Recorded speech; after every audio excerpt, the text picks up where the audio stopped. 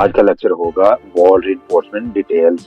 इसको one by one हम check करेंगे कि किस तरह से स्टील की डिजाइन की गई है। पहले हमने फाउंडेशन के ऊपर बात की थी, आज हमारा लेक्चर रीइंफोर्समेंट वॉल के ऊपर बात होगी। दोनों तरफ किस तरह वर्टिकल का स्टील दिया गया है और किस तरह हॉरिजॉन्टल दिया गया है। सबसे पहले स्टार्टर से शुरुआत करेंगे।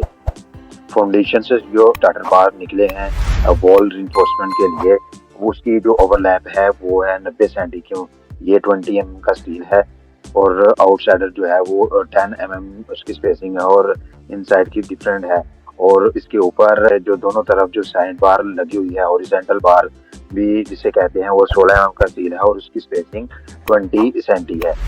और कई वॉल की जो साइड बार होती है वो अंदर की तरफ होती है और ये इस जो वॉल की साइड बार है वो वर्टिकल अंदर है और साइड बार जो है वो बाहर है, क्योंकि इसका जो प्रेशर होगा वो आउटसाइड के ऊपर होगा, इसलिए इसकी जो साइड बार दी गई है वो बाहर की तरफ दी गई है।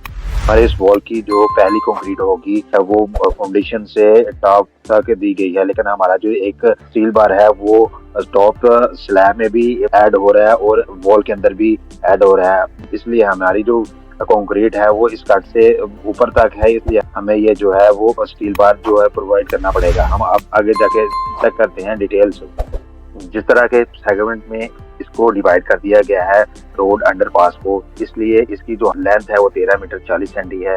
ये 13 मीटर 40 सेंटी की लंबाई की एक वॉल है। बाहर की तरफ जिस तरह हमने पहले स्टार्टर बार की बात की थी वो 10 mm स्टील है और अंदर जो बार इस्तेमाल होंगे उसकी स्पेसिंग 20 mm है और इसकी स्टार्टर बार की लेंथ है 1 मीटर 90 सेंटी। और इसके ऊपर जो स्टील बार ऐड हो रहा है उसकी भी डायमेंशन दोनों तरफ दी गई है। जिस तरह हमने पीछे चेक किया कि वो जो स्टील बार हमें प्रोवाइड करना है, क्योंकि वो स्लैब के टॉप पे भी आ रहा है और हमारी वॉल के अंदर भी आ रहा है, उसकी डायमेंशन भी यहाँ दी गई है। 2 मीटर 25 सेंटी का इसका दरमियान है और नीचे 1 मीटर 20 है और ऊपर भी 1 मीटर 20 है।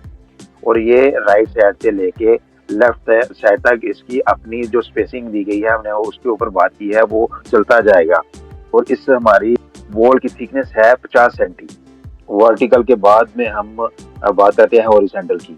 जिस तरह से हमने वो चेक किया कि वर्टिकल राइट साइड से लेफ्ट साइड तक चलता जाएगा, लेकिन ये अभी बॉटम से लेके टॉप तक ये हमारी हॉरिजॉन्टल बार, जिसको हम साइड बार भी कहते हैं, ये इसको किस तरह से डिजाइन किया गया है। दोनों तरफ यू बार है और यू बार की डायमेंशन एक तरफ बड़ी है और दूसरी तरफ छोटी है। और इस यू बार की और स्ट्रेट बार की जो ओवरलैप दी गई है वो 60 सेंटी दी गई है। वो हमारा 16 mm का स्टील बार है और ये स्टैगर्ड इस्तेमाल होगा। एक तरफ छोटा है और एक तरफ बड़ा है। देखिए ये इस तरफ लेंथ इसकी जो बड़ी दी गई है, इसके अपोजिट साइड में जो यू बार की लेंथ होगी वो छोटी दी गई है। इसी तरह ये बॉटम से लेके टॉप तक ये कंटिन्यू चलता जाएगा। नीचे हमारा फाउंडेशन और ऊपर हमारी स्लैब की रीइंफोर्समेंट है। इसके अगले लेक्चर में हम इंशाल्लाह इसके ऊपर बात करेंगे।